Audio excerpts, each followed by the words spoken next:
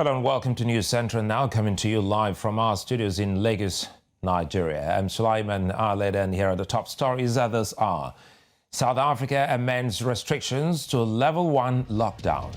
ICC upholds war crimes conviction against Bosco Ntaganda. Zimbabwe receives third shipment of Sinovac COVID-19 vaccines. Details shortly.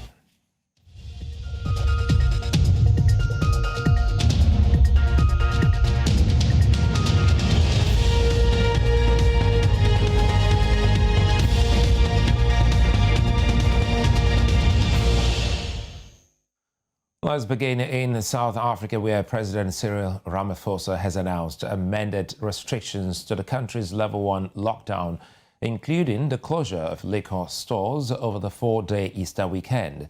Ramaphosa addressed citizens this evening and said that the number of COVID-19 cases did not warrant a drastic change in lockdown restrictions. I'm now being joined by South African journalist and editor Dianne Hawker to take us through some of the changes. Good to have you, Dianne.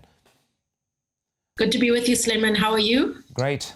Now, President Ramaphosa has announced some changes to liquor sales for the Easter weekend. So what is allowed and what is not?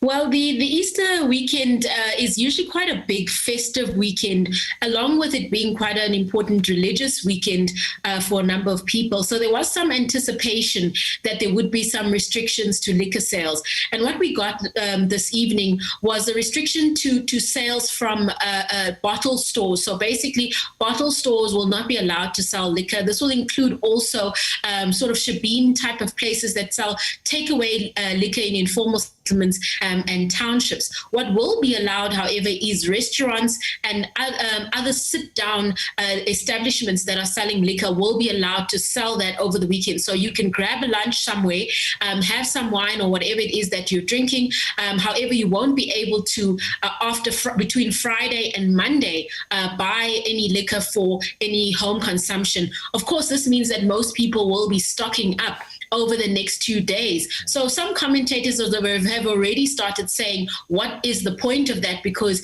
people will just use the next 2 days to buy the liquor that they would have bought over the Easter weekend. Suleiman. You know, in April, 2 religious festivals will hold, and that's the Easter as well as the Muslim Ramadan gathering will happen. And these leaders have been asking to allow them hold larger gatherings for Easter and Ramadan. Is the president acceding to their request? Well, there definitely have been some changes, which I think the religious community in South Africa will be quite happy about. South Africa actually does have quite a significant Muslim population, particularly in the Western Cape. And one of the major concerns have been that, families and, of course, larger gatherings had not been allowed last year. In fact, last year over this period, there were no gatherings allowed at all. So it was a very subdued Easter and Ramadan period. But what has been allowed this time around is that for inside gatherings, now, whether that be religious or otherwise, there could be 250 people, and that is more than 100% increase from 100 people inside any venue. There is a caveat, however, from the president to say that if the venue is quite small, then rather there should be a 50% capacity. However, that's obviously left up to interpretation. So I think that one is going to be one that's going to have to be policed by authorities. And for outside gatherings, they're allowing up to 500 people as opposed to the 250 that we had before today's address. Well, you know, the Easter weekend is a big traveling period within South Africa. Are there any changes to travel guidelines? Well, luckily for those who want to travel, the president said that there wouldn't be any restrictions. However, he did say that he advises people to remain at home. And I think this is because it's one of those tricky situations where there are a lot of internal migrant workers within South Africa. I myself am actually a migrant worker in that I am not from the Gauteng province and my family is from another province. So you do see a lot of people traveling at this time to go and see their family members. what the president has said basically is that, he encourages people to stay home, but they do understand, of course, that there will be people who will be traveling because business will be shutting down, construction businesses for that weekend, mining, which is also a big migrant working industry. So there is an expectation that people will obviously travel. Of course, there's also tourist destinations that have previously lost out, and they are marketing themselves for internal travelers quite extensively. So places like KwaZulu-Natal, for example, which is a beach destination, still quite warmer than the rest of the country. In fact, at this time of year, they have been marketing themselves, saying people should travel to that province and get the last little bit of summer before we go into the winter months. Let's end with this. Is the president saying anything about the vaccination program in South Africa?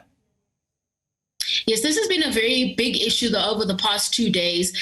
We saw yesterday the president went to the Eastern Cape province and he went to visit a vaccine production facility. Now, this is a facility that is expected to produce the Johnson & Johnson vaccines that have been administered to some healthcare workers, around 250,000 healthcare workers. But to be honest, Suleiman, we are quite far behind a number of other countries. And that's why there's been such a big concern about what's going on with the vaccine drive.